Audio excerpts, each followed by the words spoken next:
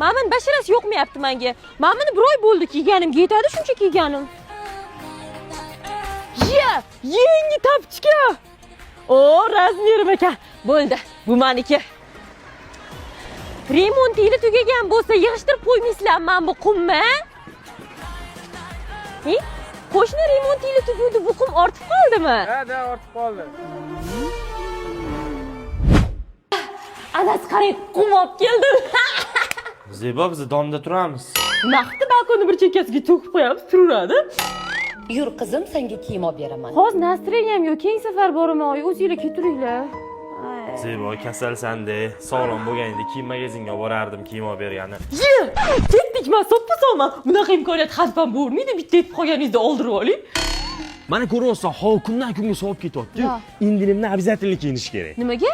Chunki indinimda keng assortimentdagi, premium sifatdagi kuzgi va qishki kiyimlar bor. Pidjaklarni qarang, voshie zo'rlari kelibdi. Mana bu svetshotlarni qara, zo'r-a?